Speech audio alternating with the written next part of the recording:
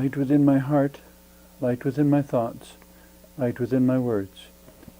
May one and all and everything, blessed and loved, ever be. Welcome. I am Sister Hu. In moving toward industrialization and mass production and manufacturing and such, many different things were pushed toward replication and homogeneity because it was much easier for industry to produce 1,000 or 1,000,000 of the same thing than it was to make things that were custom fit, as they had been for thousands of years. When people were making clothes, for example, they would always be fit to the person who was going to wear them. But with the dawn of the industrial age and mass production of clothing, suddenly we had standard sizes that had to be created. And ultimately, out of that grew this method, which seems to me it went beyond just being a method and became a sort of metaphor for most of life within an industrial age, and that being the phrase "one size fits all," which of course, because of how many ways that has proven not to be true, you now find clothing that says "one size fits most," because someone wanted to be more accurate. And I always find that a little amusing when I see "one size fits most." Well, at least they're being honest.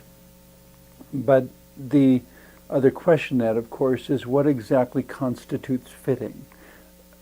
A custom fit garment is so perfectly aligned to the person wearing it that the very experience of wearing it is completely different. But perhaps most people in the current age will never know what that feels like, to have something that is so custom made that it fits them like their own skin. What I wanted to focus on today, though, was the ways that this method of industry and manufacturing and distribution has become a metaphor for so many other things in life that really doesn't serve us all that well.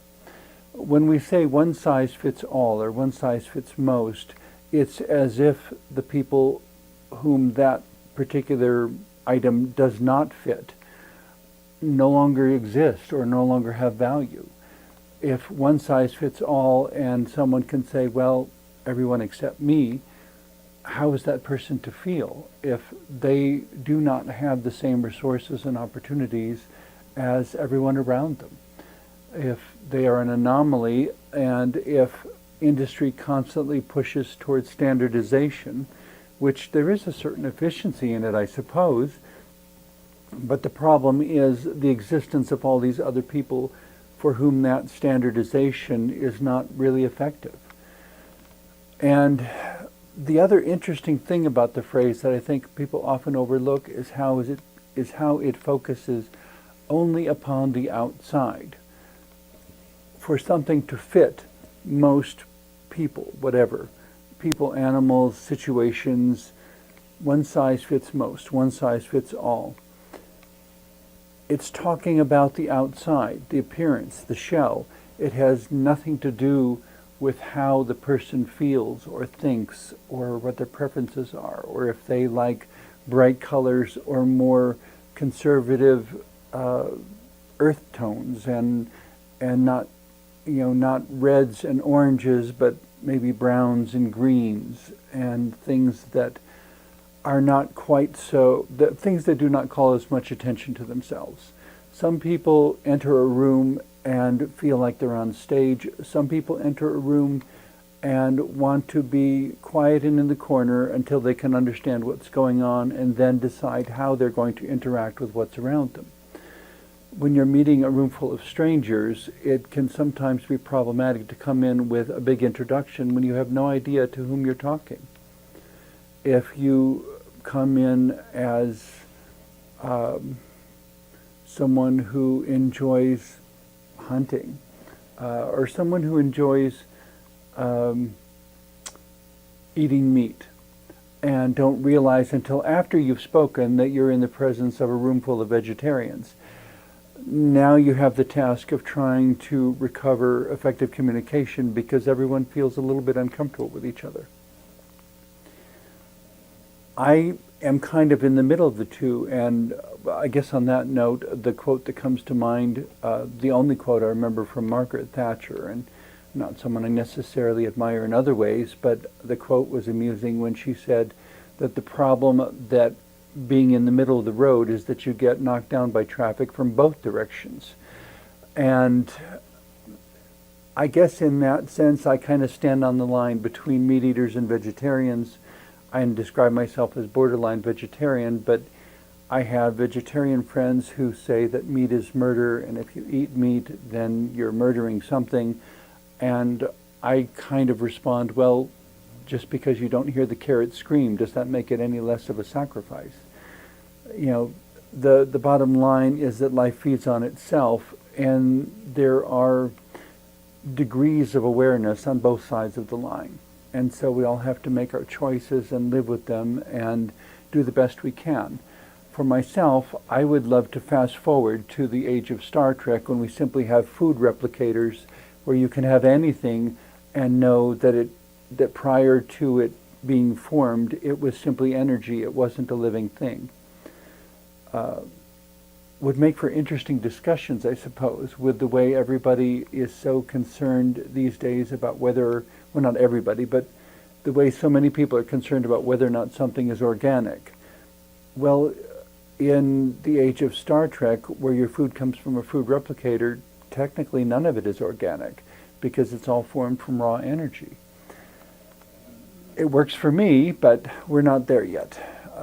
In any case, going back to the one-size-fits-all, and I suppose, jumping back to Star Trek for a moment, if you say a food replicator, even in the Star Trek episodes and shows that I've seen, there are still individuals who want organic food, who want grown food, who want something that doesn't come from a food replicator.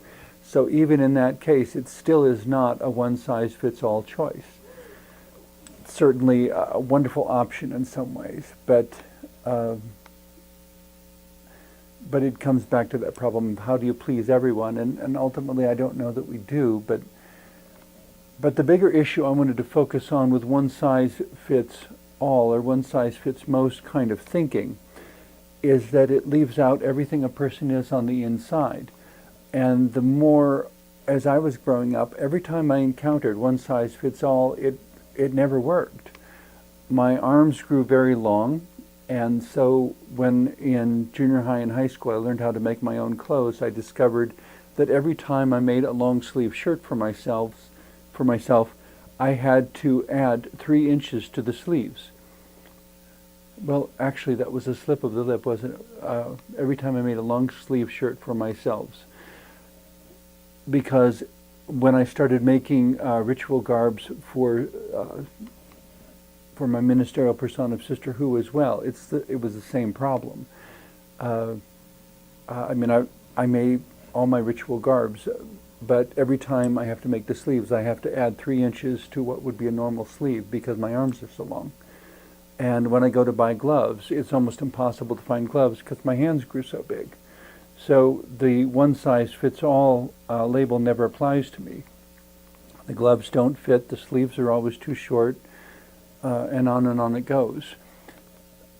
It doesn't take into account my existence. And even in theological school, as professors would present their ideologies and their ways of categorizing people, and this is what white people are, and this is what black people are, and this is what Asian people are, and these are what indigenous people are.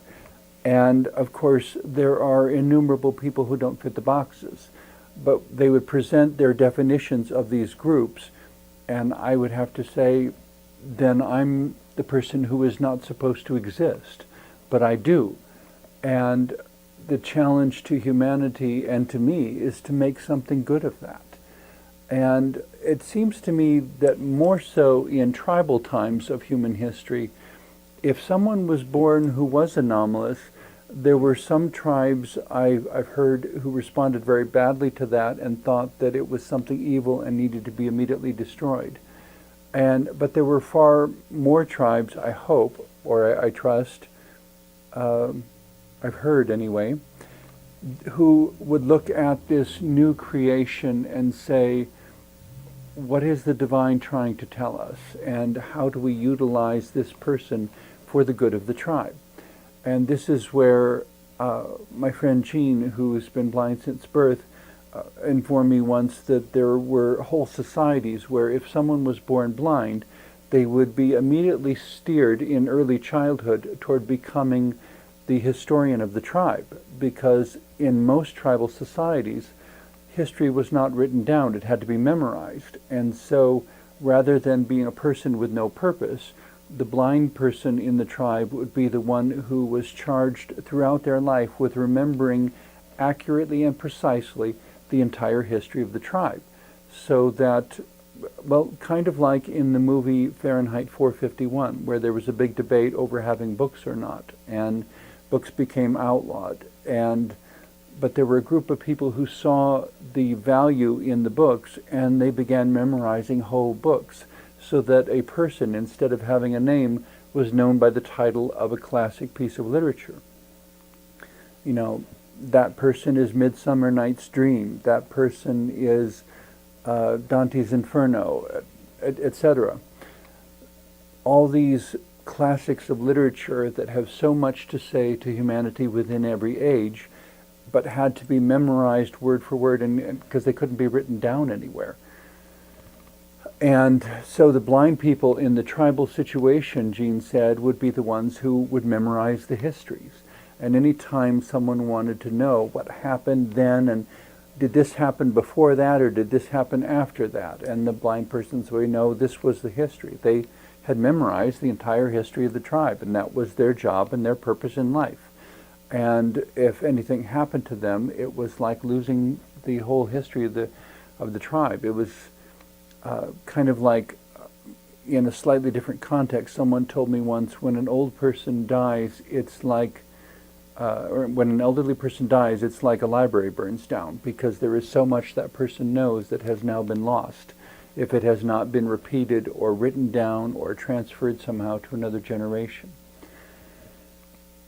But as we look at one size fits all and can try to contemplate, what does this all mean? And who are we excluding when we say one size fits all? And then we have to say, well, except for that person, and except for that person, and except for that person. When I was in theological school, I finally asked someone, and they told me what a white person was, and nothing they said included me. And so then we had this discussion of, so if I'm not a white person according to your definition, what am I? And they had no answer, because they were not prepared to recognize individuality that existed outside of their categories. The problem theologically with that is that, in my humble opinion, that which is God is beyond human comprehension. It is the embodiment of highest wisdom and greatest love.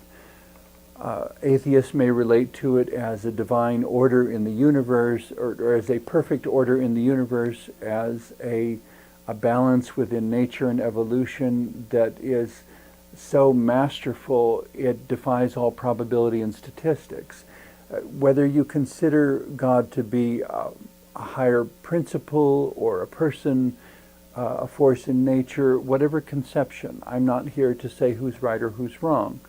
The challenge that I wanted to bring up, though, is that when we say this is the definition of God, which most theologies do, unless they're written from a mystical perspective, which focuses on the questions more than the answers, that when we try to define what God is or God is not, and how God has manifested or how God has not, or how God does not manifest, essentially God becomes the pet and the puppet of humanity at that point. And that's where I would often say to my professors and fellow students when I was in theological school, if God is no bigger than human theology, God is not big enough to be God. And if God is truly God, the transcendent, the undefinable, the mysterious, the beyond humanity, then to say theology is like a one-size-fits-all answer. And the problem with that, of course, is then you find someone whom the theology doesn't fit. how can one with any decency talk to a young woman who has been the victim of molestation from her father and say, well, God is like our father? And of course, her response would immediately be, ooh, that doesn't sit very well with me at all, because her experience of a father was specifically a very broken and unhealthy and dysfunctional sort of interaction. That is not the sort of pattern we want to apply to human-divine relationships. So once again, we have this one-size-fits-all answer that most religions claim to be, and suddenly the religions bump up against somebody who they can't fit. They don't fit, and if we try to make them fit, it will be damaging and painful. If we came up with a standard size shoe and somebody showed up whose feet were larger than that, it would be absolutely painful for them to try to wear those shoes. There may be someone who has some sort of skeletal difference that they need orthopedic shoes, or even I've even seen some people who have shoes with different thickness soles because their legs are different lengths. Does it mean that they are deformed or abnormal or what have you? I would say absolutely not. It means they're unique. It means they have a characteristic that needs to be accommodated, but ultimately it's really not that difficult. The advantage to making that accommodation is that then we have that person's contribution to our community. We have someone who can teach us all kinds of things about loving and learning. One of the stellar examples within our own time, within the world of science, was the scientist Stephen Hawking, who began life looking pretty much like everyone else, and then developed this horrendous, debilitating disease that by the end of his life, he was essentially in a wheelchair using a computer device to speak for him. He had to be cared for, he couldn't move, and yet inside of all of that was this brilliant mind. And even from a wheelchair through a computer, he was writing books and teaching people about the universe in ways that were positively astounding and profound. If we hadn't accommodated the effects of his disease, we would not have been able to maintain a conversation with Professor Stephen Hawking all the way to the end of his life. I believe every individual has something to contribute, and we need to revive that tribal understanding that when somebody new and different shows up, instead of saying one size fits all, we have to say, what do we need to do to adapt this to your needs? What is it about our standard answer that doesn't work for you, that needs a little modification? Do we need to add length to the sleeves? Do we need to put a little support under one or the other shoe? What is it that we need to do? Because each person is a treasure and a package of undiscovered possibilities and insights and perspectives that if we don't integrate those, we're going to impoverish ourselves, we're going to handicap ourselves, and we're going to be less capable of all the things we need to do during however many or few years we're here.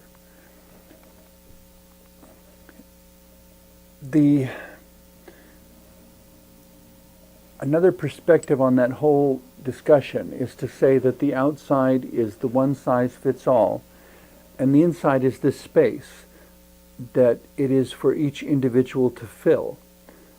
And I have occasionally had people say, why are you hiding from the world behind this face paint and costume, this ritual garb? And I would say, I'm not hiding, I'm revealing, but only to those who have the eyes to see. There are details of my soul and my beliefs and my faith that are obvious within the ritual garb of Sister Hu that otherwise are completely concealed. When I'm not dressed in ritual garb, I can blend into a crowd and I could be anyone. You know really nothing about me. When I appear as Sister Hu, for those who understand or those who are willing to ask questions and to invite, tell me what this means, explain this to me. I noticed this, and I'm wondering what possible symbolisms that might include. And in those sorts of dialogues, they get to know me, I get to know them. By the questions they ask, they tell me things about the sort of person they are. The people who refuse to ask questions at all, most of the time, if I do find any other way to get to know them, I find that they're frequently very insecure about who and what they are. They haven't done enough self-reflection to be comfortable with who and what they are, that when someone says, "Who are you?" they can tell you what they do, but they really don't know who they are. They haven't given it enough thought. And sometimes I hear people talk about that like it's some great impossible mystery. I don't know who I am. Well, start learning then. It's not that inaccessible. The answers are no further away than your own fingertips. To begin to notice how you move through life, how you respond to things, what are, metaphorically, what are the length of your fingers? What are the length of your arms? How far is your reach? Are there certain things you can embrace and certain things that no matter how much you want to embrace them, you just can't get your arms around that? It's just so different that it's going to take some time to become accustomed. Perhaps similar to the way people who live at sea level along the coastline who move to Colorado, which is much higher in elevation, and they look at the mountains and say, "Oh, I would love to climb that mountain. I would like to do it so much. Let's go right now." And hopefully one of the local people will tell them, "You need to wait a couple weeks because there's not as much air up there. The higher you go, the less oxygen there is in the air. And if you've just come from sea level, going to the top of a 14,000-foot mountain could put you in a medical emergency because it's your lungs and your heart and your body needs to adapt to an entirely different climate. You can get to the mountain eventually, but you have to give yourself a couple weeks to acclimate to the air itself being different in ways that you can't see. But if you go from sea level to the top of a 14er, boy, are you going to feel it." And there are lots of people who have wound up in the hospital for that very reason, that they have tried too much, too fast, and suddenly got to a place where it felt like they couldn't breathe because there just wasn't enough oxygen. And it can be very scary, and it can be life-threatening. So taking the time to look in the mirror and look at your environment and figure out where you're at and what effect that's had on you, and how if you move to a different environment, what sort of transitions and adjustment period do you need to incorporate into your transition? That if someone, it's the same with the people who hike to the top of Mount Everest, 29,000 feet. Good heavens. But part of the trek to Mount Everest is always going to the base camp at 22,000 feet and staying there for a week or so that the body can begin to acclimate. Because to rush from sea level to the top of Mount Everest would be positively life-threatening. It's too much change too fast. And to try to say there's a one-size-fits-all answer, that you just do this and everything will be fine, well, maybe. And maybe you need to look in the mirror and pay attention to how your body is responding or not responding, how often you feel short of breath, how much exertion you can do. What are your abilities that are different from what your abilities were when you lived in a different place? And respecting those, but at the same time finding ways to expand them so that at the right time, in time, when all the preparations have been made, you too can make it to the top of Mount Everest. And the one-size-fits-all mentality leaves us so much looking at the middle of the spectrum and forgetting that we're individuals.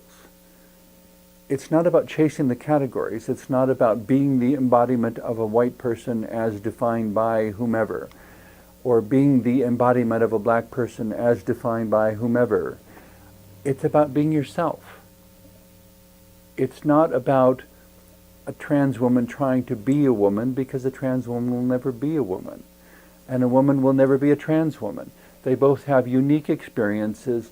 They are to be the unique individual with the unique story, and by having this story, they don't have to be a category. They have to be a person who can take everything that has happened to them and turn it into something insightful and empowering and transformative and maybe inspiring to everyone around them.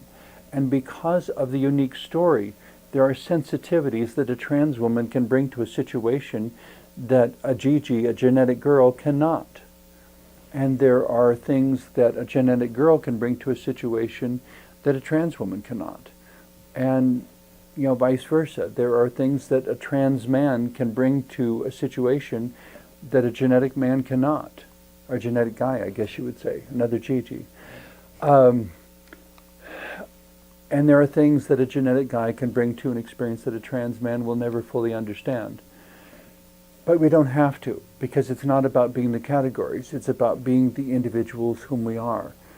It's about understanding that one size fits all is an idea and a method that was invented to serve an industrial system, not an actual human individual.